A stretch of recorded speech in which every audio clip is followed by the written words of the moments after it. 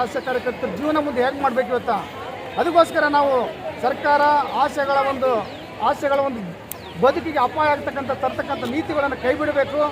ಆಶೆಗಳಿಗೆ ಒಂದು ಆರ್ಥಿಕ ಭದ್ರತೆ, ಉದ್ಯೋಗ ಭದ್ರತೆ ನೀಡಬೇಕು. ಕೂಡಲೇ ತಕ್ಷಣವೇ ಮುಖ್ಯಮಂತ್ರಿ ಕೊಟ್ಟಂಥ ಆಶ್ವಾಸನೆಯನ್ನು ನಾವು ಈಡೇರಿಸಬೇಕು. ಒಂದು ರಾಜ್ಯದ ಮುಖ್ಯಮಂತ್ರಿಯಾಗಿ ಆಶ್ವಾಸನೆ ಕೊಟ್ಟು ಇಡೀ ರಾಷ್ಟ್ರ ತುಂಬ ಪ್ರಚಾರ ಆಗಿರ್ತಕ್ಕಂಥ ಆಶ್ವಾಸನೆ ಅದು.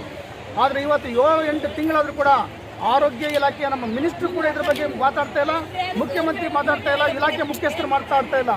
ಅದಕ್ಕೆ ನಾವು ಸರ್ಕಾರ ಕೇಳ್ತಾ ಇದ್ದೀವಿ, ನೀವು ಒಂದು ಸರ್ಕಾರವಾಗಿ ನೀವೇ ಸುಳ್ಳು ಹೇಳಿದ್ರೆ ಹೇಗೆ ಇವತ್ತು ಜನಸಾಮಾನ್ಯರಲ್ಲ. ಅದಕ್ಕೋಸ್ಕರ ಆಶಾ ಕಾರ್ಯಕರ್ತೆಯರಿಗೆ ಕೂಡಲೇ ಸರ್ಕಾರ ನಿಗದಿಪಡಿಸಿದ 10,000 ರೂಪಾಯಿ ಸಂಬಳವನ್ನು ನೀಡಬೇಕು. ಅದೇ ರೀತಿಯಲ್ಲಿ ಕೇಂದ್ರ ಸರ್ಕಾರ 1,500 ರೂಪಾಯಿ ಪ್ರೋತ್ಸಾಹಧನ ಅಂತ ಹೆಸರಾಗಿದೆ, ಅದನ್ನು ಕೂಡ ಸೇರಿಸಿಕೊಡ್ಬೇಕಂತ ನಾವು ಹೋರಾಟ ಮಾಡ್ತಾ ಇದ್ದೀವಿ. ಇದು 3 ದಿನದ ಹೋರಾಟ. ಇಡೀ ರಾಜ್ಯದಾದ್ಯಂತ 31 ಜಿಲ್ಲೆಗಳಲ್ಲಿ ಹೋರಾಟ ನಡೀತಾ ಇದೆ. ಅದೇ ರೀತಿ ಕಲಬುರಗಿ ಜಿಲ್ಲೆಯಲ್ಲಿ ಕೂಡ ಸುಮಾರು 2,000 ಆಶೆಗಳು ಈ ಹೋರಾಟದಲ್ಲಿ ನಾವು ಭಾಗವಹಿಸ್ತಾ ಇದ್ದೀವಿ. 3 ದಿನ ನಡೀತಾ ಇರ್ತಕ್ಕಂಥ ಅಹೋರಾತ್ರಿ ಹಗಲು ರಾತ್ರಿ ಹೋರಾಟ ಮಾಡ್ತಾ ಇದ್ದೀವಿ. ಸರ್ಕಾರ 3 ದಿನದಲ್ಲಿ ನಮ್ಮ ಸಮಸ್ಯೆಗಳನ್ನ ಈಡೇರಿಸ್ತಾ ಇದ್ರೆ ನಾವು ಮತ್ತೆ ರಾಜ್ಯ ಮಟ್ಟದಲ್ಲಿ ಜೈಲು ಬರೋ ಚಳವಳಿಯಾಗಿ ಅಥವಾ ಇನ್ನು ಉಗ್ರವಾದ ಹೋರಾಟನ ಮಾಡ್ತೀವಿ ಅಂತ ಸರ್ಕಾರಕ್ಕೆ ನಾವು ಎಚ್ಚರಿಕೆ ನೀಡ್ತಾ ಇದ್ವಿ. ಸರ್ಕಾರ ತಕ್ಷಣವೇ ನಮ್ಮ ಬೇಡಿಕೆ ಈಡೇರಿಸಬೇಕಂತ ಒತ್ತಾಯಿಸ್ತಾ ಇದ್ದೀವಿ.